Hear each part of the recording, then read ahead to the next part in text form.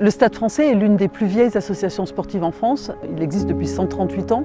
Ici, c'est vrai que c'est une histoire de famille. Ici, il y a des grandes familles. C'est la 4e génération qui sont membres du club. Depuis le début, fidèle à ses valeurs, l'éducation des jeunes par le sport, c'est comme ça que le Stade français a été construit au départ et pensé. Aujourd'hui, 10% des sportifs parisiens de haut niveau sont stadistes. Un stadiste, on va dire que c'est pour moi le nectar du sportif. Il n'y a pas mieux. C'est une autre dimension que uniquement un sportif avec ses résultats. C'est une façon de vivre dans un endroit merveilleux. On est assez unique aujourd'hui en tant que club omnisport privé qui a conservé 20 disciplines sportives. Ce qui marque aussi le Stade français, c'est qu'on a été à l'origine de beaucoup d'événements qui sont maintenant connus, tant au niveau du rugby que de l'athlétisme avec le marathon de Paris, le tennis avec les internationaux de France qui sont par la suite devenus Roland-Garros.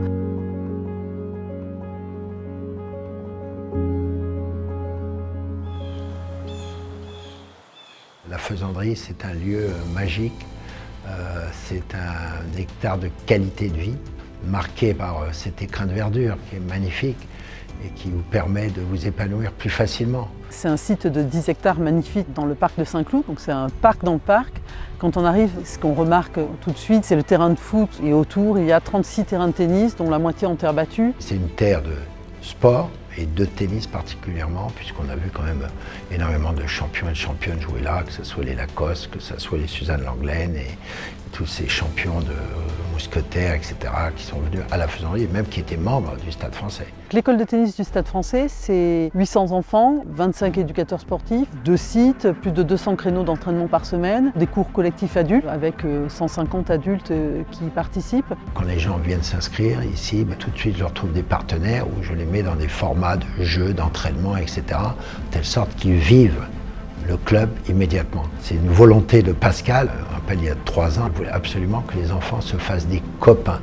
C'est la même chose au niveau des adultes. Dans cette école de tennis, il y a également un gros pôle compétition avec près de 100 enfants qui font plusieurs entraînements par semaine à des niveaux de compétition un peu différents, soit du perfectionnement, soit de la compétition plus intensive.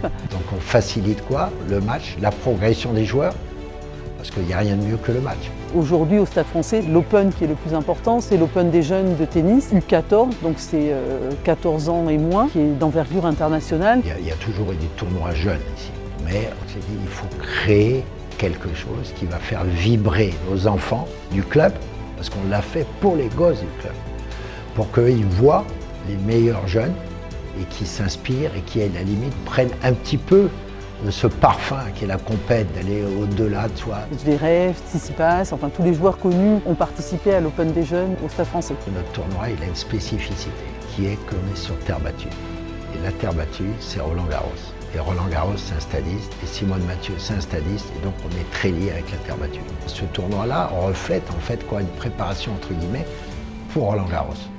Donc il va se tenir début juillet et on va recevoir les meilleurs joueurs du monde, on espère, s'ils ont le droit de voyager à ce moment-là, et clairement d'Europe. Et bien sûr, on demande à faire la finale à Roland-Garros sur le court de Simone Mathieu. Il y a plein d'idées, il y a plein de volontés de la part du Stade français pour remettre ce tournoi encore plus haut, plus grand.